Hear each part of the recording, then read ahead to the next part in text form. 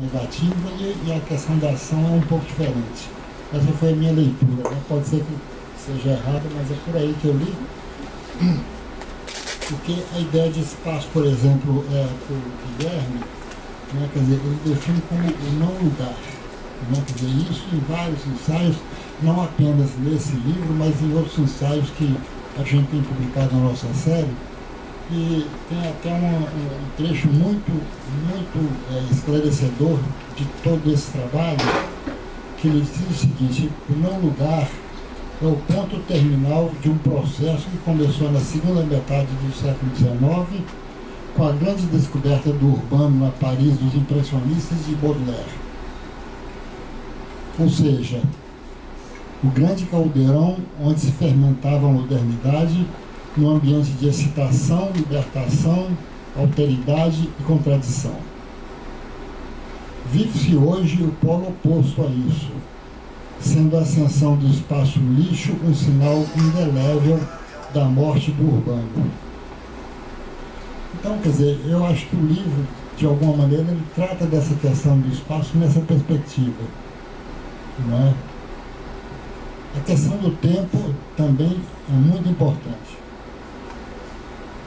Quer dizer, na realidade, aí já eu sou eu que estou dizendo, quer dizer, não é o Guilherme, é que hoje a gente vive o tempo da impaciência e da não duração. A ideia da duração tende a desaparecer, não é? E eu me lembro de uma das frases fantásticas do meu teórico preferido, que é Paul Valéry, que ele diz o seguinte, que o contemporâneo aboliu as duas maiores invenções da humanidade, que são o passado e o futuro. Não é? Quer dizer, é uma frase muito importante, porque na realidade o presente não se constitui sem passado e sem futuro. Não é? Quer dizer, então a gente não tem o presente, a gente tem o que a gente pode dizer, quer dizer, um efêmero descartável, fugaz, não é? O terceiro elemento, que eu acho que é o mais importante e bonito desse livro, é quando ele fala da ação. Eu estou dando o nome ação, quer dizer, a obra de grandes artistas que trabalham hoje a questão do urbano, não é? Enfim, quer dizer, eu acho que esse livro é um livro muito, muito importante e bonito, né? E eu li nessa perspectiva, né? Quer dizer, tomando a ideia de espaço, de tempo e de ação. Bom, eu queria dizer isso, né? E encerrar com uma coisa que sempre me chamou muita atenção quando eu terminei de ler o livro, ficou na minha cabeça, que é uma frase do Gramsci, quer dizer, que é dos cadernos de prisão dele, que ele diz o seguinte: se quisermos transformar o mundo, é preciso estar atento ao presente tal como ele é. Pessimismo na inteligência, otimismo na vontade. Eu acho que o livro ele é isso, né? Quer dizer, leva você a um certo pessimismo diante das descrições que ele faz do urbano e de tudo, né? Mas existe um otimismo da vontade aí de criação de um trabalho de obra de arte e de obra de pensamento. Foi assim que eu li o livro. Eu não sei se você está de acordo, mas cada leitura é uma leitura, né?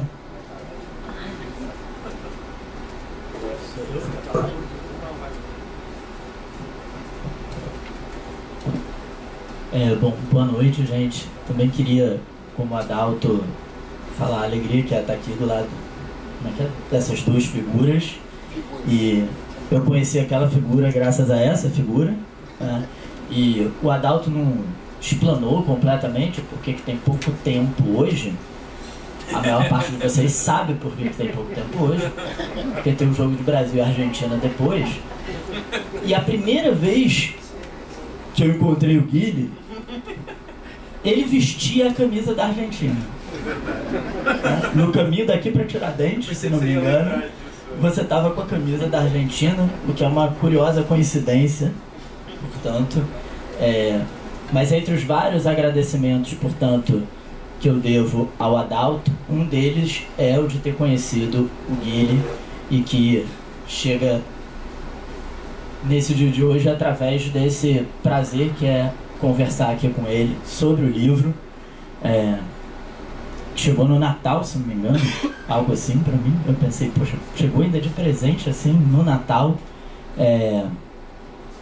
e que eu li e reli mais rapidamente agora, de novo, e também estivemos juntos quando você falou um pouco dele na PUC, algumas semanas atrás, no mês passado.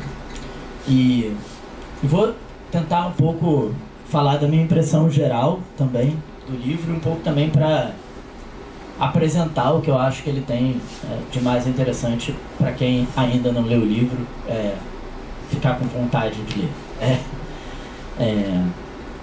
E a primeira coisa que eu acho que chama a atenção é uma certa ambição que o livro tem, que é uma ambição de falar de uma situação mundial. Não é uma situação particular. A metáfora do nevoeiro e o título dentro do nevoeiro tenta designar, através de uma série de referências, para mim não nada evidentes, porque dizem respeito à arquitetura, e que eu acho que para quem não tem familiaridade com essa cultura arquitetônica e urbanística, tem um dos presentes do livro é conseguir te colocar em contato com elas a partir de questões pulsantes nessa relação com a arquitetura e com a cidade e com o que é isso no mundo que nós vivemos. Mas simultaneamente é muito impressionante também o repertório teórico múltiplo que você mobiliza. São muitos autores. Eu não sei como é que pronuncia o nome do recente coreano dos livrinhos, Bui Yong, como é que fala o nome dele? Bong Chul-han. A Marshall Berman, a Marx, a Beck, o Jonathan Crary, tem o negócio do Resistência do Som. Bom, Benjamin. Mas estava falando desses até um pouco assim, mais recentes, e que eu acho curioso como você mobiliza os signos que cada um deles tenta usar para resumir um certo diagnóstico do mundo contemporâneo: a sociedade do cansaço, a sociedade do risco, a pós-modernidade líquida, tentando remetê-los, cada um deles, à ideia sua do nevoeiro, como que eles, de certa maneira, eles te ajudam a montar o argumento, mas e também eles, de certa maneira, exemplificam que aquilo de que você está falando está presente de diversos modos. Então acho que isso atesta essa ambição de um diagnóstico dessa contemporaneidade, meio sem passado, meio sem futuro, que talvez até visualmente possa ser referida a essa dimensão de uma arquitetura, uma hora você usa essa palavra, né? Cheia de fachadas leitosas, como que esse tempo se dissipa nessa imagem, e que o Guilherme acha nessa metáfora do nevoeiro um modo para tentar, de alguma maneira, coordenar todos esses elementos que constituiriam essa nossa época. E eu achei curioso, eu fiquei pensando quanto há algum tempo a gente busca metáforas para tentar dar conta desse ver, não ver, estar, não estar. Então, me vieram desde algumas mais recentes, o Didi Uberman e os Vagalumes, o aparece, desaparece, aparece, desaparece, que tem alguma coisa em comum nesse sentido de uma visibilidade ou uma compreensão que jamais conseguem ser completas, nítidas, fortes.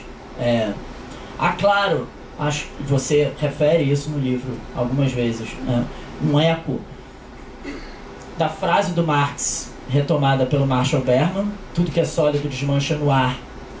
E agora que tem esse ar do nevoeiro.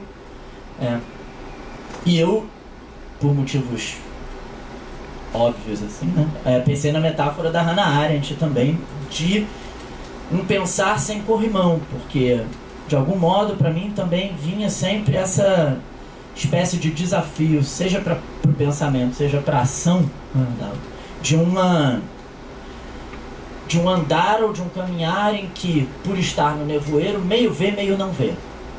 Eu acho interessante essa ideia de que não é a interdição do visível, mas é um meio ver, um meio não ver, em que a gente tem uma enorme dificuldade de identificar as coisas. E eu acho que tem um tom nisso, que eu acho que vale a pena sublinhar no livro, que não é um tom, pelo menos assim eu entendo, né, meramente festivo, com uma espécie de retórica sobre o mundo contemporâneo, no qual, então, se nada mais é sólido, tudo é livre. Se nada mais tem identidade, tudo pode ser permutado livremente. Olha que maravilha de liberdade é essa. Acho que a sua escrita vem acompanhada de uma preocupação com o modo pelo qual isso também pode ser só uma dissipação. Quero dizer, isso não é só, digamos assim, uma destruição dos velhos dogmas metafísicos da identidade, mas como isso é em grande medida não a nossa libertação contemporânea, mas o nosso problema contemporâneo, né? De como conseguir compreender ou pensar ou agir no que quer que seja nesse nevoeiro em que as coisas podem se diluir. E o Guilherme avança nessas coisas que eu tenho muita dificuldade de entender. Você avança um pouquinho, né, nessas coisas da virtualidade, do capital, das nuvens, nas quais essas coisas... Isso para mim é tão difícil que eu não consigo nem falar muito disso. Mas o Guilherme toca nisso de uma maneira particularmente atraente, porque não tem... Eu acho que é desprovida de qualquer fetichização desse fenômeno. Acho que é uma tentativa mesmo de tentar entender o que ele abre, mas o que ele também nem dificulta, né? O que ele torna até impossível dizer se é fácil ou difícil. Tal a diluição geral que ele pode alcançar, né? No nevoeiro, a nossa vista não alcança muito à frente, que eu acho que tem a ver com isso, né? No nevoeiro a gente vê um pouquinho, mas não vê muito à frente. E eu acho que isso eu acho uma metáfora interessante para o quanto a nossa situação contemporânea requisita de nós uma espécie de aprendizado, ou não sei nem se é aprendizado, ou de desaprendizado, de andar sem ver muito à frente, né?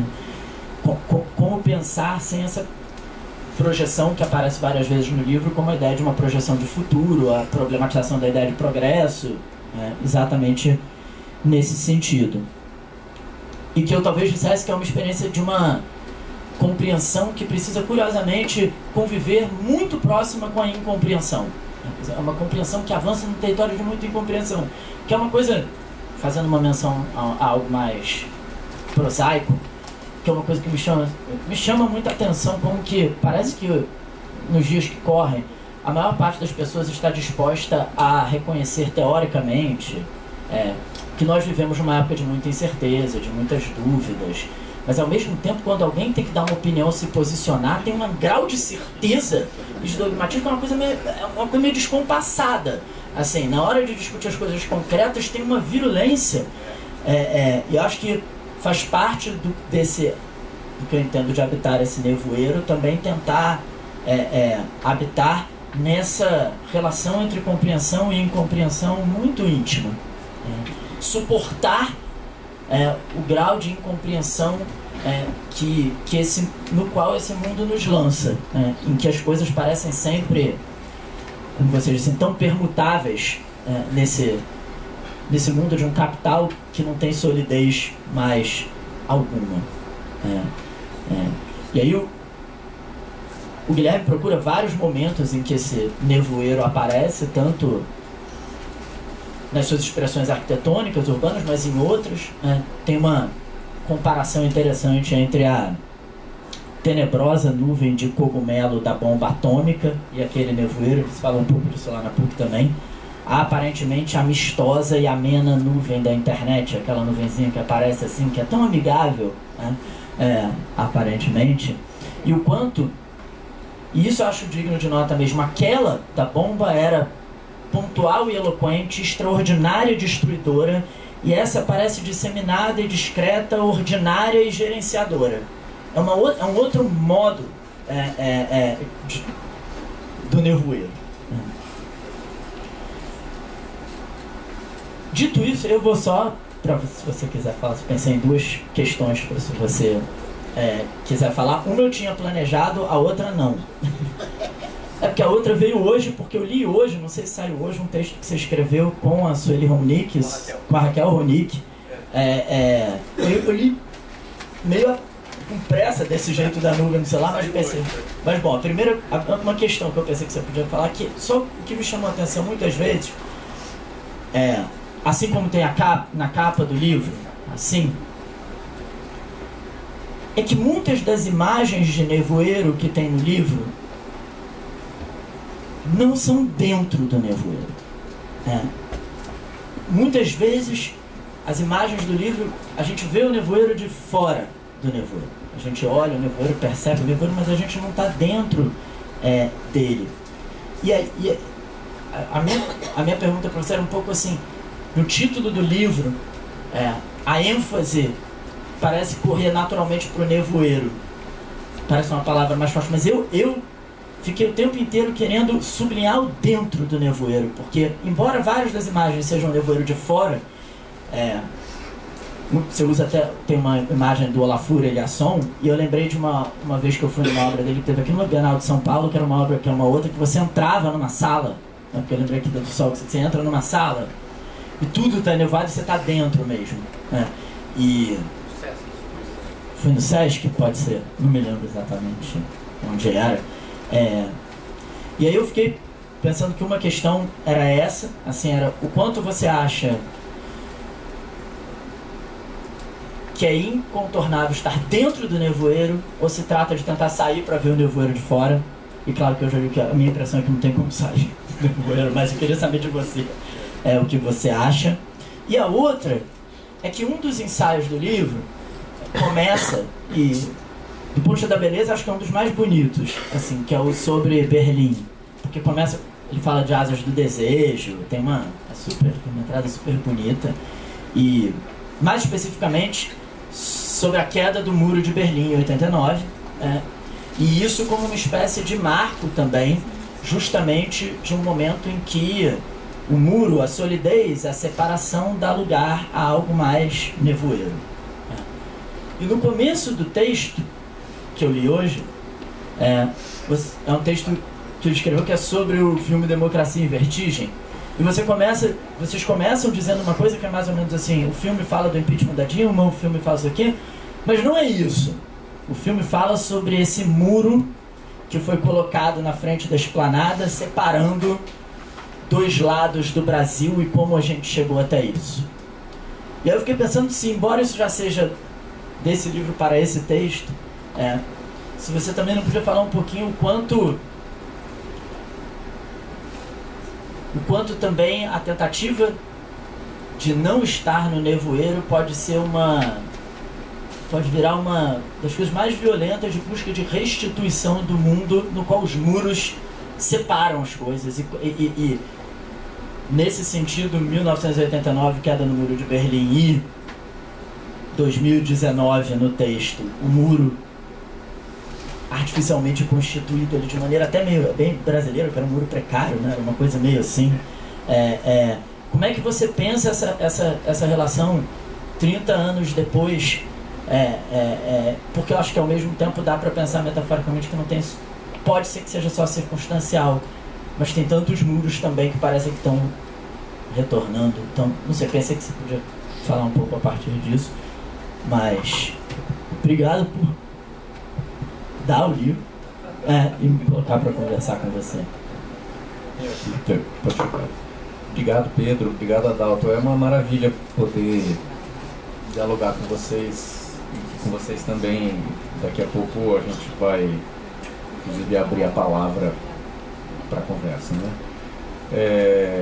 Então, antes de entrar mesmo no assunto, dizer que comemorar isso, né? Esse nosso encontro através do Adalto, nosso mestre, Francisco também, Sérgio, parceiro também do mesmo grupo de gente que tem atuando na crítica entre arte, arquitetura e filosofia nesse momento, e nos conhecemos através do Adalto, nosso mestre, que nos incluiu no grupo Mutações. E esse livro foi publicado agora no final de 2018. Ele é originário de uma tese de doutorado que eu defendi em 2012, e da tese só sobrou o título. Eu reescrevi tudo, fiz uma coisa insana, que é reescrever uma tese inteira. Mas muito porque justamente eu penso isso agora. Foram todos os anos em que a gente esteve participando do ciclo Mutações e pensando o contemporâneo, pensando as mutações contemporâneas, sendo instigados pelo Adalto a pensar esses novos paradigmas, a mudança do mundo. Isso tem consequências diretas no resultado desse livro. Então eu queria só explicar rapidamente, porque a tese, quando eu fiz, defendi em 2012, ela era sobre relações entre arte e arquitetura, né? Como muitas vezes acontece quando você faz uma tese, você começa sem saber bem onde você vai chegar. Então o que eu tinha era acontece, né? Muito. Então o que eu queria era pensar relações entre arte e arquitetura. Eu fui investigando, ensaiando isso. No final, o último capítulo ganhou o tema do nevoeiro pelo Blur Building do Gilles Escoffidio e pelos trabalhos do Olafur. E isso acabou virando o título da tese, mas ele era só um dos capítulos, no meio de outras coisas. E depois eu fiquei com a sensação de que aquele era o ponto mais forte, que eu precisava desenvolver. E aquilo ganhava um acento político que não tinha na tese, porque eu me dei conta. Depois, eu defendi em 2012, veio 2013 e tudo mudou, né?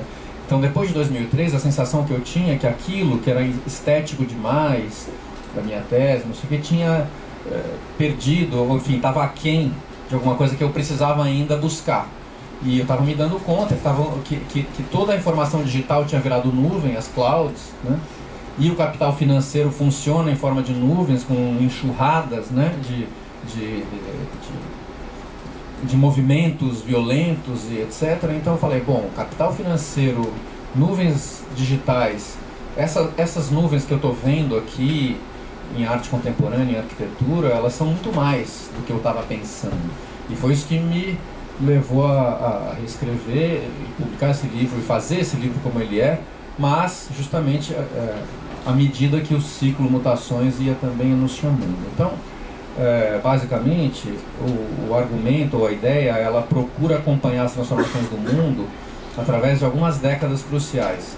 1972/73, que é o início do pós-modernismo, com a demolição do conjunto habitacional de Pruitt-Igoe, que é tomado como marco da morte do movimento moderno, né? Conjunto habitacional moderno nos Estados Unidos, que foi demolido, e uma demolição espetacular, transmitida, televisionada ao vivo para o país inteiro, que viveu catarticamente aquilo como sendo o fim de uma era, né? Mas 73, a crise do petróleo, que é a data que o Hobsbawm toma. Então aí, digamos, aquele núcleo é um núcleo originário do problema. Ainda que o meu livro às vezes volte até a Primeira Guerra Mundial, né? Mas aí são movimentos de argumento buscar alguma coisa. Mas o núcleo é 72, 89, queda do Muro de Berlim, 2001, 11 de setembro, e 2008, crise financeira. Então é como se fossem assim, olhar para esses marcos, que são os marcos que inauguram o nosso mundo, e tentar pensar a partir deles que mundo é esse que vai aparecendo. E aí, são para reinvenção, né? Só que tem um texto do Pedro, do ciclo do Adalto, muito bom sobre isso, justamente, que trata dessa questão, né, de como no século XIX, na modernidade, isso ainda tinha um sentido construtivo que depois foi se perdendo e se normalizando como violência no século XX, tendo o futurismo talvez como o momento mais caricato dessa ideia, né? E aí a tese um pouco é essa, que a gente culmina, a gente passa da nuvem atômica, da ameaça, daquela nuvem que era ameaça de apocalipse, né, do Armagedon, o fim do mundo, para essa nuvem completamente domesticada e edulcorada, que é o símbolozinho do Wi-Fi. Essa passagem leva a gente a pensar, se a gente lembrar do argumento do Fukuyama no fim da história, 89, a ideia de que, né, com o fim da Guerra Fria começava um mundo sem conflitos, um mundo sem história, porque a história é o conflito, né? A história humana é a história da luta de classes, é isso que morria, né? Então essa nuvenzinha, de alguma maneira, ela representa aquela ideia, né, de um mundo pacificado, um mundo onde aqueles antigos conflitos, aquelas ameaças, aqueles temores viraram pura promessa, viraram acesso instantâneo, ubiquidade, imediatez. Mas, no entanto, se a gente olha para isso, para demolição de um conjunto habitacional imenso que levanta aquela poeira, né, tenebrosa, depois, e 11 de setembro é o mais evidente de tudo isso, mas no meio disso as picaretas sobre o Muro de Berlim também, são otimistas, né? Mas elas produzem o mesmo fato. 2008 é que já é mais desmaterializado mesmo essa ideia, mas a questão é, um pouco a tese subjacente do livro é que por trás de todas essas destruições que levantam tanta fumaça, há um trágico recalcado, né? O nosso mundo é um mundo de uma violência extrema que, no entanto, está naturalizada, normalizada, não está sendo vista. Existe um documentário do Adam Curtis que eu gosto muito, chamado Hipernormalização, que é excelente, e ele é muito importante aqui no argumento também, que é um pouco mostra como esse mundo que constrói o individualismo do cyberspace é o mesmo mundo, é a política do Henry Kissinger lá dos anos 70, que desestabilizou o Oriente Médio, né, para criar uma hegemonia americana, mas com isso gerou os homens-bomba, gerou todo esse terrorismo que hoje assola o nosso mundo. Então, isso é uma explicação. Eu estou fazendo uma explicação um pouco assim do argumento central para depois chegar nas perguntas e nas questões colocadas aqui. Uma outra questão fundamental, porque para mim no início, quando eu fiz o doutorado, eu estava olhando mais para essas fachadas translúcidas, esses vidros leitosos que são a dominância na arquitetura contemporânea, né? A arquitetura contemporânea substituiu, resumindo muito rapidamente, é como se no período moderno nós tivéssemos os edifícios de vidro, né? E a fachada de vidro moderna é a encarnação da ideia mesma do iluminismo, da transparência como verdade, da transparência como honestidade. Você vê através e aquilo, porque não tem nada a esconder. No período pós-moderno, ao contrário, os edifícios se fecham, né? Tem aqueles bolos de noiva, ou os vidros espelhados que refletem, que refratam, que rebatem, né? E há uma ruptura entre interior e exterior. E hoje, no chamado contemporâneo, ao contrário, volta um paradigma moderno, até volta a questão geométrica, né, do moderno, né? Volta um less is more, um menos é mais, né, com a frase do Mies van der Rohe, mas é uma constituição muito mais ambígua dessas peles. São esses vidros que você vê, mas não vê. Então, isso foi o que me chamou inicialmente para a questão. Quer dizer, quando eu comecei, eu estava vendo isso, e eu estava pensando nesses trabalhos, como do Olafur Eliasson, de outros artistas que trabalham com fumaça, esses ambientes imersivos, em que você... É por aí que eu vim, mas quando a coisa foi adensando e ganhando essas outras dimensões, né, foram entrando muito nessa discussão. Eu gosto muito e fui muito influenciado, impactado pelo trabalho do Michel Wessely, que é um fotógrafo alemão que fez as fotos da Potsdamer Platz em construção, né, que são fotos que duram 2 ou 3 anos, são fotos de longuíssima exposição, e essas fotos registram a construção da nova praça, que é o marco, né? A Potsdamer Platz, não vai dar tempo de contar toda a história dela, mas ela tinha sido destruída durante a guerra, depois o muro passava em cima dela. E quando ela é reconstruída depois da queda do muro, ela é o símbolo do novo mundo, né? Símbolo da Berlim reunificada, da Alemanha reunificada, da Europa unificada e do mundo unificado. Então ali é o lugar dos lugares. E essa série de fotos que ele fez é incrível, porque registram a construção da nova praça, mas como fantasmagoria. Porque a foto é de longuíssima exposição, então são camadas, né? Uma foto palimpsesto. Tudo que está lá no fundo, isso é a cidade, o skyline, fica nítido porque ficou parado. Mas tudo que esteve em movimento fica, né, com graus diferentes de opacidade e de transparência. Então vira fantasmagoria, gruas, lajes sendo construídas, todo o aparato civil da obra. Então isso também foi uma referência fundamental para mim. Essa é a imagem do novo mundo, né? Essa é a grande contestação ao Fukuyama. Não há unidade possível, não há reunificação, né? A reunificação nunca acontece, ela é isso aqui, são essas fotos. É um mundo escavado, né? Onde as coisas vão sendo feitas umas por cima das outras, mas elas não apagam nada. Então eu pensava nisso, pensava nos trabalhos do Duchamp, no grande vidro, né, na ideia de retardamento, como Otávio Paz analisa o trabalho do Duchamp, maravilhoso, né? Como ao contrário do Picasso, que é o artista da velocidade, que formaliza tudo imediatamente, o Duchamp retarda, ele demora, ele espera. Então toda a questão do Duchamp é o significado que demora. E ele escolhe o vidro para fazer isso, né? O Otávio Paz diz, o grande vidro, a noiva despida por seus celibatários mesmo, é um retardo em vidro, né? É uma demora.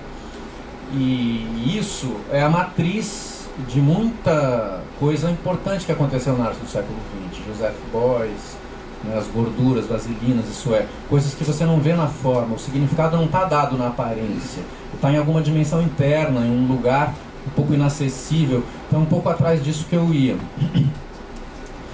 E esse mundo que a gente, quer dizer, como o Pedro disse, né, no que a gente fala hoje, vivemos um mundo de incerteza, um mundo de mudança, de perspectivas, né? Mutações vai muito atrás disso, mas de uma maneira profunda. Mas esse, quer dizer, por isso, e o Nevoeiro é de fato uma tentativa que eu acho que realmente foi original minha. Eu não vi ninguém dizer isso assim, né? Buscar essa imagem para juntar uma série de outras coisas que muita gente diz.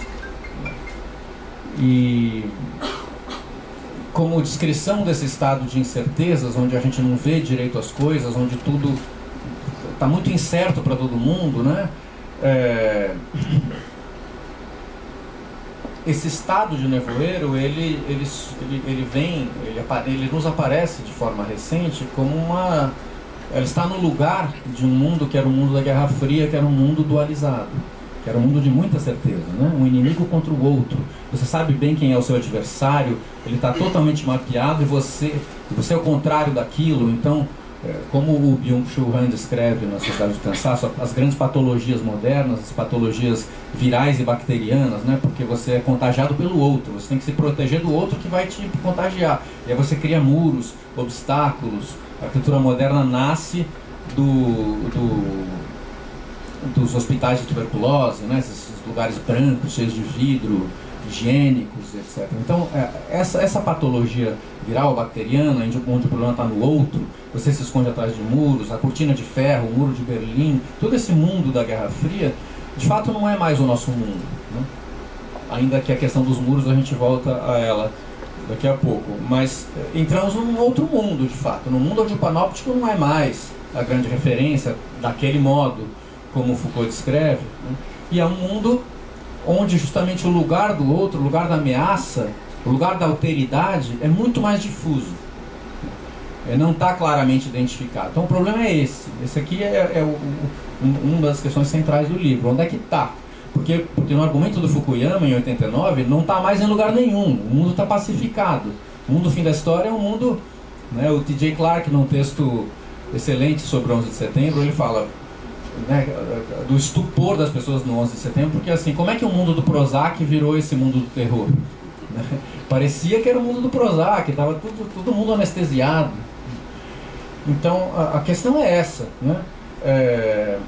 Que mundo é esse? Então,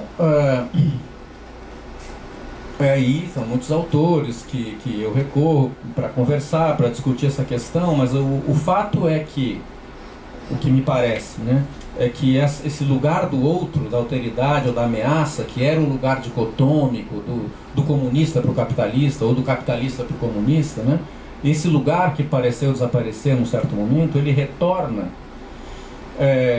pelo menos em dois paradigmas, né? Um nas revoltas da natureza, isso é, nos tufões, nos terremotos, nas erupções vulcânicas, nos tsunamis, né?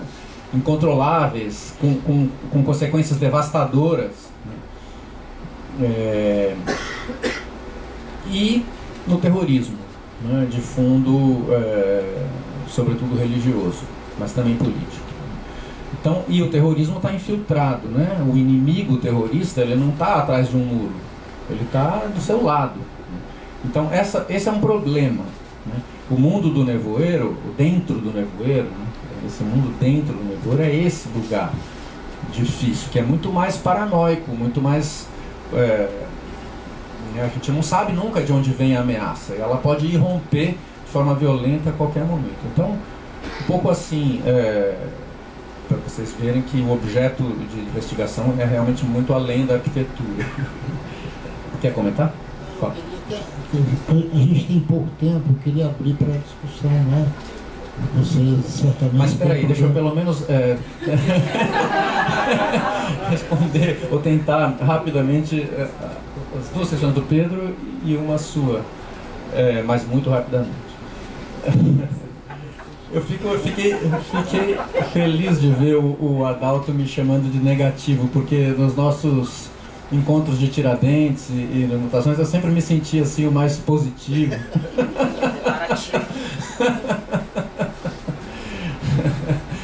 Mas eu acho que assim, para explicar, porque ele leu um trecho do Espaço Lixo, né? O termo junk space é o nome de um texto do Hein Koolhaas, que é um arquiteto holandês importante que desenvolve um pouco essa ideia. Ele descreve o mundo contemporâneo como um grande junk space. É uma brincadeira que ele faz com o space junk, que são os lixos que são jogados no espaço, né, pelos foguetes e etc. Quer dizer, junto com aquilo, é como se o nosso mundo estivesse virando também um grande lixo, só que um lixo construído por nós, né?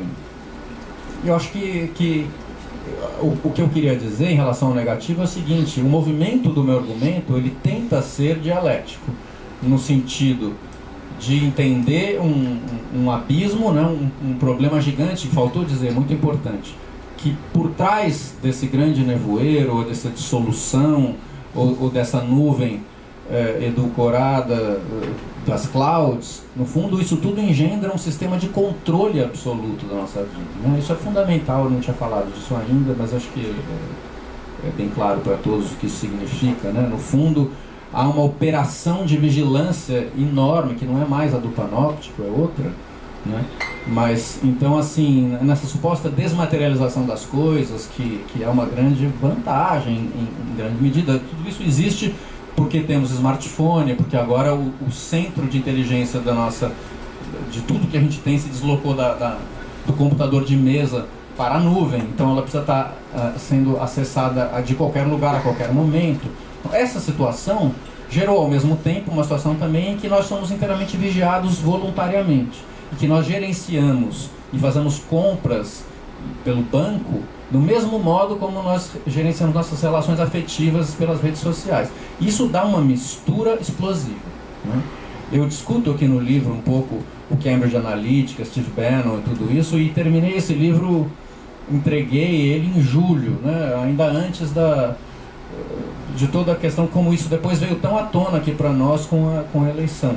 Mas isso tudo está presente aqui no argumento. Então, o que eu queria dizer em relação a essa questão do negativo e do positivo é que, e isso que também no meu doutorado ainda não estava claro, e no livro acho que eu consegui acertar, que o nevoeiro não é nem bom nem mal, né? Isso começa a entrar numa questão do Pedro também. Não é nem bom nem mal. Quer dizer, por um lado, ele é um estado das coisas, e ele é uma situação em que engendra uma situação de vigilância terrível, né? Então, ele é um encarceramento, talvez o pior que já aconteceu até hoje na nossa história. Por um lado. Por outro lado, né, vivemos também um mundo da hipervisibilidade, falando agora mais do ponto de vista estético ou da questão cultural, da hipervisibilidade, onde tudo chega para nós de forma muito nítida, muito já trabalhada, muito já codificada, né, e isso reduz todas as complexidades do mundo à lógica da propaganda. E no campo da cultura, a resposta pelo blur, pelo embaçamento, pelo nevoeiro é a melhor resposta que eu encontro. Então, assim, por isso que muitas das metáforas aqui ligadas ao enevoamento, elas são positivas nesse sentido. Elas são essa demora, esse retardamento que começa lá no Duchamp, mas que tem também na arte oriental. Se a gente pensar naquelas pinturas de paisagem japonesas todas, de Nanquim, com aquelas paisagens todas embaçadas. Não dá tempo de falar isso agora, mas é uma ideia também de que haja, com a hegemonia chinesa, talvez esteja entrando uma certa outra concepção que é positiva, né? Que não é a do iluminismo, não é a da luz como razão, como dissecamento, mas é uma certa valorização do não visto, do entrevisto. Então assim, para responder direito o Pedro, a questão do dentro, precisaríamos entrar mais em Bruno Latour, em Jamais Somos Modernos, em Dentro e Fora e tal. Eu não sei se vai... acho que o Adalto já está aqui pensando que está na hora mesmo da gente abrir para... Olha, isso é absurdo. Você que disse que a gente tinha que terminar nessa hora. O Adalto fica ansioso para... Brincadeira. Vamos lá, vamos abrir. Vai lá. Obrigado, Guilherme. Obrigado, Pedro. Eu acho que, como arquiteto, eu fui formado na escola corbusiana. Depois da Segunda Guerra Mundial, o concreto armado era uma espécie de mantra. E tudo era bunker. Tudo era bunker para durar eternamente, porque tinha ameaça realmente nuclear. Depois nós vimos que realmente o modernismo não se sustentou. Não se sustentou por várias contradições intrínsecas e históricas. E a demolição do Yamazaki lá em St. Louis se deve justamente porque a engenharia social falhou. Ali realmente eles conseguiram fazer um belo projeto arquitetônico, mas o conteúdo era explosivo. Na verdade, a detonação era contra a comunidade. Era acabar com aquele caos que eles conseguiram montar ali. Então, a pergunta é a seguinte: para que lado que a arquitetura está indo? No sentido de que hoje, com a questão climática, o concreto armado é o pior material de se usar, porque ele não é sustentável. O cimento leva muita caloria para ser produzido, ele é muito pesado quando você precisa demolir, não tem onde jogar ele, tem que carregar ele nos caminhões que poluem demasiadamente. E aqui entra uma nova linguagem em que tudo tem que ser flexível, tem que ser desmontável e tem que ter uma segunda vida, ou seja, estruturas metálicas, madeira, tudo que é sustentável. Quer dizer, qual é a visão que você tem desse aspecto, né, do ponto de vista arquitetônico, né? Time, Space and Architecture, né? Gideon você cita no livro, e me parece que tem um ponto de inflexão muito grande em que a nova teoria do que seria uma boa arquitetura ainda está por vir.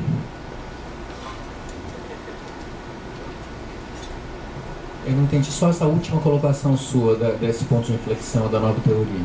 Pois é, o que está vindo pela frente? Depois desse nevoeiro todo, né, que você descreve tão bem, tanto do ponto de vista artístico como filosófico, mas na prática, que tipo de arquitetura que será mais sustentável, ou nada é sustentável? Usando um pouco a frase do Kafka, a partir desse ponto já não temos mais retorno. Tá certo. Aproveitando, só antes de responder a sua questão, então, não, vamos lá, Tiago.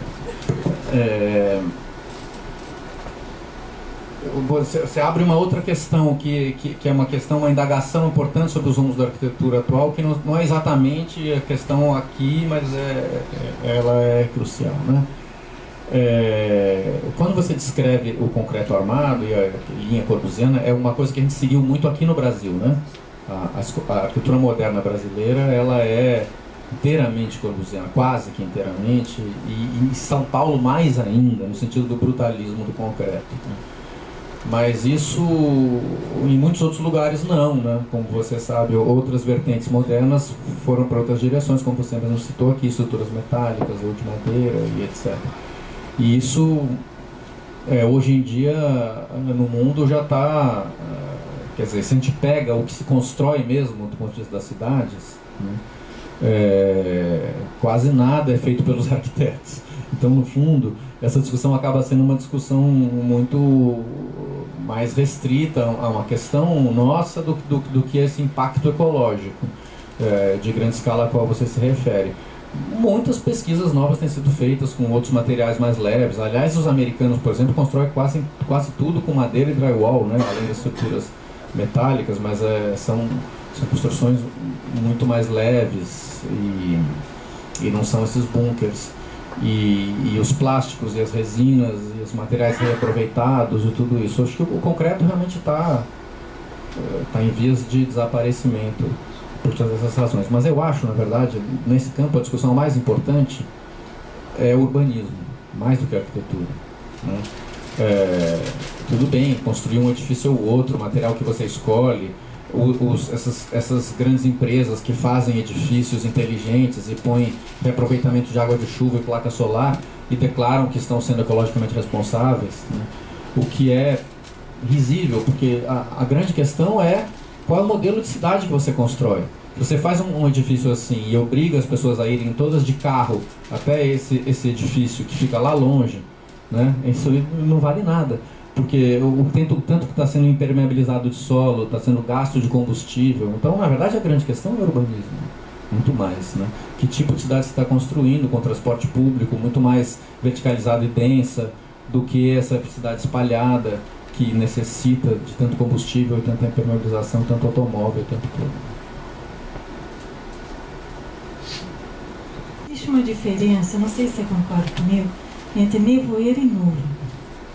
Porque o nevoeiro é a nuvem que desceu, é a nuvem que nos envolve. E a nuvem é sempre lá longe, né? Tem uma tradição pictórica de pintura das nuvens, Hercule Florence, tem um monte de coisa. Então, como é que você vê primeiro essa diferença? E segundo, como é que esse corpo, o nosso corpo, o corpo do nosso, dentro do nevoeiro, o que acontece com essa, não diria nuvem, nevoeiro? Legal. Olha, esse mesmo trabalho do Olafur Eliasson que o Pedro visitou provavelmente no Sesc, que é onde ele foi montado no Brasil, não é no Sesc Pompeia, é uma sala totalmente enevoada. Eu tive a felicidade de visitar esse trabalho um pouco antes, em Berlim, no museu chamado Martin Gropius Bau, que era mais interessante, porque no Sesc a gente conhece o tamanho do espaço. Então, quando você entra naquilo, você sabe que, digamos, depois de 30 metros aquilo vai acabar, né? Isso já te acalma um pouco. Quando eu visitei em Berlim, o museu é muito mais labiríntico. Então ele não, quando você entrava, você não sabia quanto aquilo poderia durar. E a experiência é muito mais forte nesse sentido, o corpo, que você perguntou. Porque você se vê numa situação onde a sua visão é rebaixada a quase zero, né? Você ouve os rumores das outras pessoas que estão em volta. No meu caso, eu estava com 2 filhos pequenos, pela mão, que deviam ter ali, eu vou dizer, 7 e 4 anos. Então ainda tinha a tensão de não perder eles, né? Porque a sensação que eu tinha é que se eu soltasse pela mão eu não ia encontrar nunca mais. Então foi quase aterrorizante a experiência. Mas por isso mesmo foi extremamente forte esteticamente, porque você hoje, né, a gente visita exposições muitas vezes, mesmo nós que gostamos de arte, você se vê no museu com pressa, né, indo rápido para ir para outra sala. Às vezes você vai ler primeiro a legenda para ver se é um nome importante. Se você for, você vai se dar o luxo de olhar a pintura, senão você já vai para a próxima. Então eu digo assim, tudo isso, né, de repente você está numa situação como aquela em que você está no meio de um fog total e você está tendo que decidir cada passo que você dá. Então isso é uma recuperação corporal de uma dimensão muito forte da existência, né? A cada segundo daquilo. Então isso que eu sinto. O Blur Building, que é um exemplo muito importante aqui no meu livro, é pena que eu não visitei, porque ele aconteceu na Expo de 2002 na Suíça. Na época eu nem soube. Foi um pavilhão temporário montado dentro de um lago. Ele era só algumas lajes metálicas, a água do lago era captada e transformada em fumaça. Então é uma arquitetura de fumaça, né? Uma arquitetura sem forma. Mas a experiência era essa. As pessoas atravessavam passarelas e entravam naquele espaço que a Elizabeth Ziller, que é uma das arquitetas que fez o projeto, chamava de white noise, né, que era o ruído branco, que é um conceito musical, né, que são todos os sons, E no fundo, ali, pelo que se conta, dentro daquele espaço de nevoeiro muito intenso, o que acontecia eram outros estímulos. Estímulos sonoros, estímulos de temperatura, de cheiro. Então isso eu imagino como uma coisa muito atraente para uma arquitetura explorar. Aquilo é um projeto arquitetônico, né? Só que lançando mão de recursos que normalmente não são usados. Mas assim, o nevoeiro é diferente da nuvem.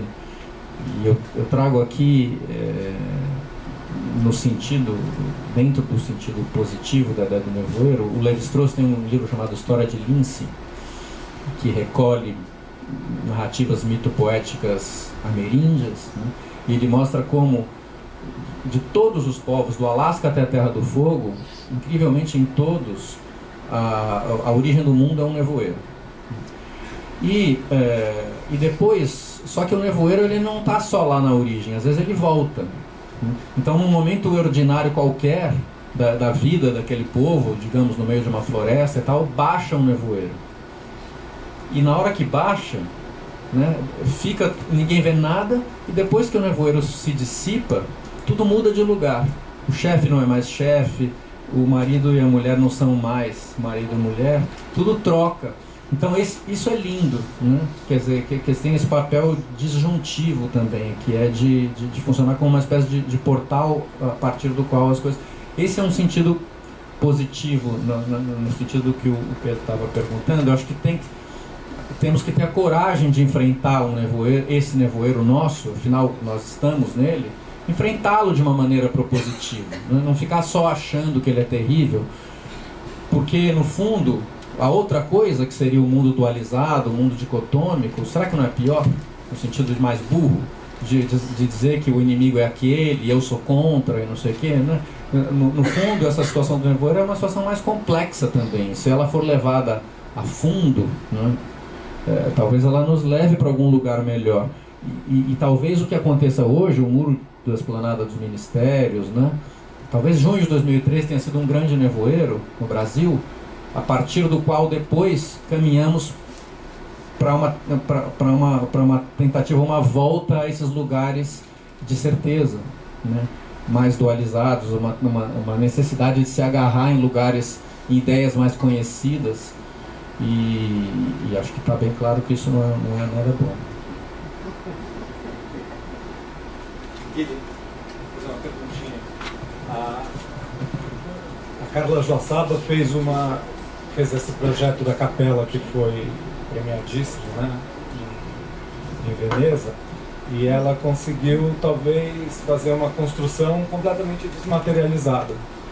Você acha que talvez ela aponte um caminho para esse nevoeiro, para a dissipação desse nevoeiro, o prédio que se desmaterializou? O que você acha? Legal, Beto. Eu não sei se para dissipação, mas para potencialização, para exploração, para reflexão a partir dessa ideia, né? Acho que sim. Quando a gente, e esse é um desafio do livro, né? Pensar a arquitetura pelo prisma do nevoeiro. A maneira mais fácil é ver as arquiteturas de fumaça, como o Blur Building. Tudo bem, mas não é só isso, né? Acho que a sua pergunta tenta puxar o que mais, né? Que outros lados. Eu acho que sim, uma exploração inteligente da desmaterialização, como é o caso, né? Ou respostas que incluem uma certa demora, né? Não são respostas imediatas a um problema, porque essa é quase um vício nosso, né, de arquiteto. Surge um programa, surge uma encomenda do problema, responde, né? Que é quase por que um vício, né? Porque é uma coisa de profissional liberal que está no mercado, né? Meio como publicidade, assim, que tem que dar aquela resposta porque está concorrendo com os outros. Mas justamente essa aposta aqui é de arquiteturas que não façam isso, né? Que demorem, que duvidem, né? Que tragam o problema para antes, que é o que a Carla faz muito bem nesse projeto. Então acho que sim, se encaixaria perfeitamente.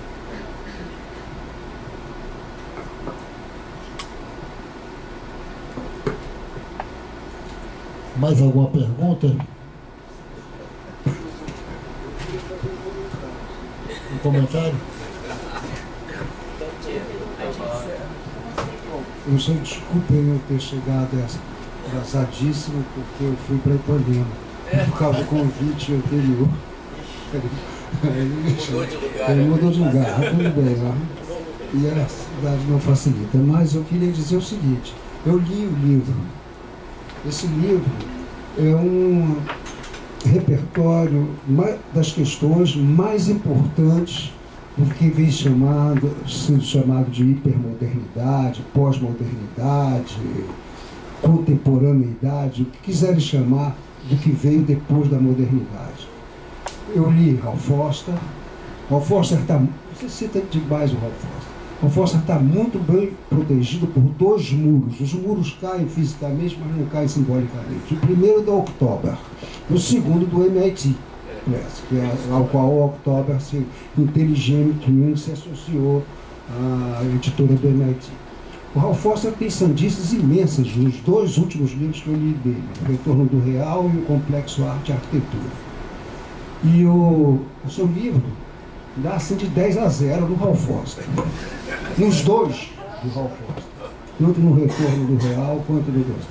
Agora, a questão importante para mim é que na riqueza de referências que você dá, você não sabe como você me indicou em inúmeras leituras. Eu tenho um grupo de leitura de arte e filosofia que nós estudamos. Eu escolhi ler o seu livro,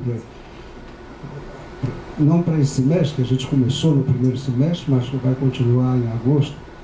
E eu acho o seguinte, as pessoas têm que ter consciência de que tem a obra de um autor brasileiro, uma obra que tem pouquíssimas similares no mundo contemporâneo em qualquer país, seja na Rússia, no Japão. Eu acompanho assiduamente essa questão. Ou seja, a questão do fim da modernidade, a forma atualíssima com que o Guilherme pega as questões atuais, ou seja, contemporâneas, é um leque imenso. E ele não se deixa levar para isolar as situações complexas de cada situação cultural com análises de obras de artes concretas, como ele faz com Vezeli, comparando com Gursky, por exemplo.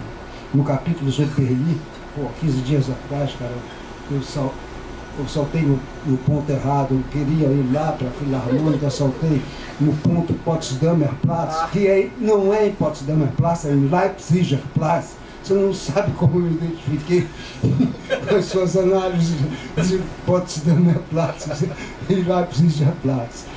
Mas o que eu queria dizer é isso. Do ponto de vista ético, moral, a gente pode detectar o fim da modernidade com o Holocausto e as bombas sobre Hiroshima e Nagasaki.